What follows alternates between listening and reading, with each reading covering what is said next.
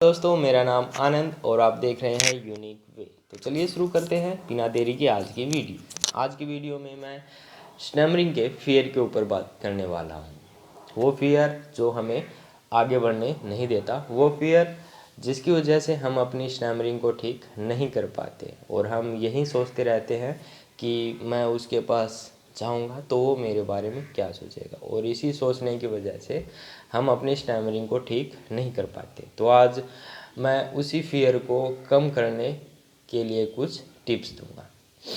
तो चलिए शुरू करते हैं। मैं मेरे एक्सपीरियंस से अगर आपको बताऊं तो मैंने अपनी स्टैमरिंग को ठीक कुछ गोल डिसाइड करके की थी कि आज मैं 5 लोगों से बातें करूँगा, आज मैं 2 लोगों से बातें करूँगा, आज मैं बाहर निकल के ये करूँगा, आज मेरा पहला स्टेप ये होगा, 5 दिन के लिए मैं ये ट्राई करूँगा, 5 दिन के लिए मेरा ये स्टेप्स होंगे, 10 दिन तक मैं ये करूँगा। तो मैंने अपने कुछ गोल डिसाइड किए थे। हर एक एक्सरसाइज को यूज़ करने के लिए मैंने कुछ गोल डिसाइड किए थे कि इतने दिन तक मैं ये एक्सरसाइज करूँगा, इतने दिन तक मुझे ये करना है। तो कुछ गोल्स होते हैं और हमारे गोल्स जितने बड़े होंगे हमारी सक्सेस भी उतनी ही बड़ी होगी। ये आपने बहुत जगह सुना होगा, नो गेन विदाउट पेन। तो आपको कुछ गेन करना है तो कुछ खोना पड़ेगा और आपको उसके लिए प्रयास करना पड़ेगा। तो मैंने यही किया था कि अपने कुछ गोल डिसाइड किए थे, तो आपको भी अपने कुछ गोल डिसाइड करें। मैंने कैसे किया था, मैंने 30 दिन के लिए अपना एक गोल डिसाइड किया था कि 30 दिन तक मैं 5-5 लोगों से बातें करूँगा। डेली मैं 5 लोगों से बातें करूँगा, उनसे जाके बोलूँगा कि मुझसे कुछ भी पूछे, मुझे बोलने में दिक्कत है, मैं अपनी एक्सरसाइज कर रहा हूँ। तो ये मैंने किया था। मैंने 150 पर्ची बनाई, उनके ऊपर 1 नंबर से लेकर 150 नंबर तक सीरीज लिखी, 1 2 3 4 5, 150 नंबर तक वो सीरीज लिखने के बाद फिर मैंने उनको 5-5 के पार्ट बना के उनको रख दिया कि 5 पर्ची ये है, 5 ये, 5 ये, 5 ये, और ऐसे वो 30 दिन की पूरी 150 पर्ची हो गई। और फिर मैंने डेली 5 पर्ची वहाँ से उठाई और वो मैं जाता और वो 1% से बात की, वो फाड़ के मैंने फेंक दी। फिर मेरा सेकंड गोल होता है कि अब सेकंड पर्सन के पास जाए करना, फिर वो फाड़ी, फिर वो करते।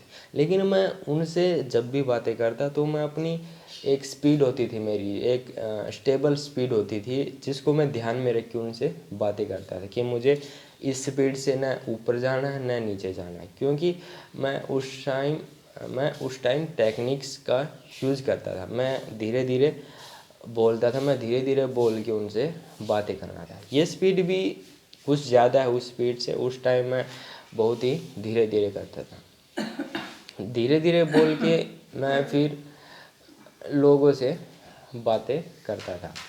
तो यही मैंने उस टाइम किया था और जो जो मेरे गोल पूरे होते गए कि आज 1 से बात की, आज 5 से बात की, आज 10 से बात की, धीरे धीरे मेरा फियर ऑटोमेटिक निकलता गया। क्योंकि फियर वही होता है जो हम उनसे बातें नहीं कर पाते। और अगर हम हमारा गोल डिसाइड कर ले कि हमको 5 से बातें करनी है तो हमारे वो गोल पूरे होते जाएंगे।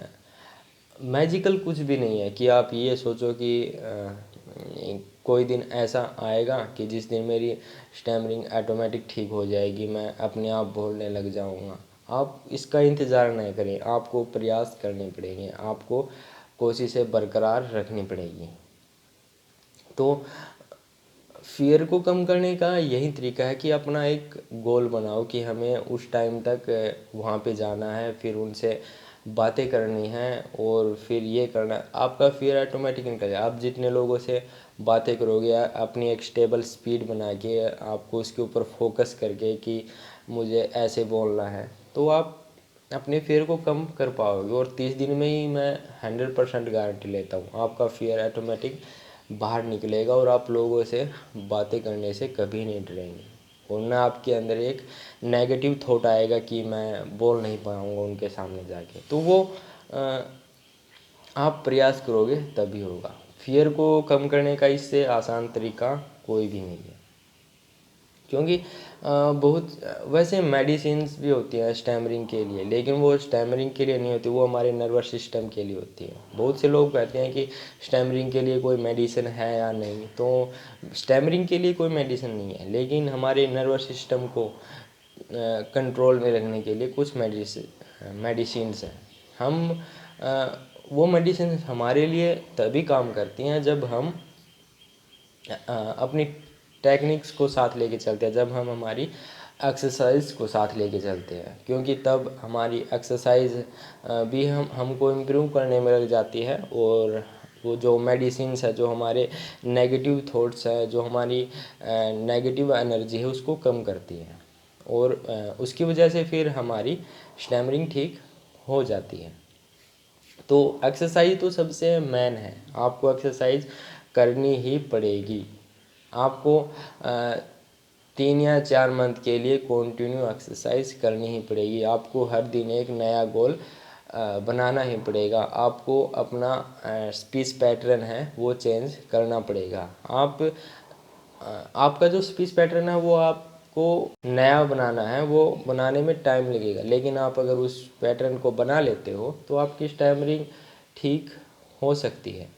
मैं 6 दिन का जो मेरा कोर्स होता है, जो मैं स्टूडेंट को अपना कोर्स देता हूँ, तो उसमें मैं यही करता हूँ। मैं उनके फियर, कॉन्फिडेंस और उनकी एक्सरसाइज पर ज़्यादा से ज़्यादा फोकस करता हूँ। मैं उनको यही बताता हूँ कि फियर पर कैसा काबू पाना है, और उनको वो टेक्निक्स बताता हूँ, वो एक्सरसाइज बताता हूँ, और टिप्स देता हूँ कि आपको ऐसे बोलना है।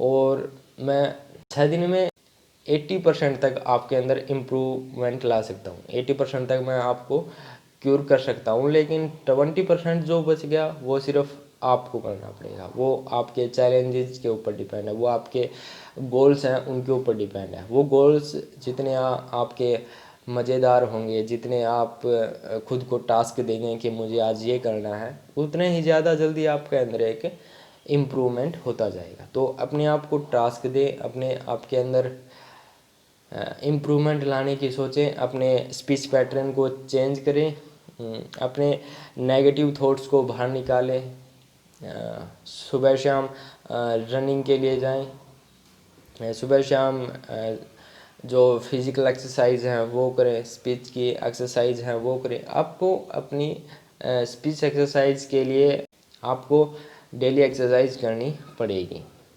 तो यही है फियर को कम करने का आसान तरीका, कि खुद को टास्क दे। जितने आप टास्क दोगे वो आपका फियर उतना ही कम होता जाएगा। आप उनसे क्यों डरते हो?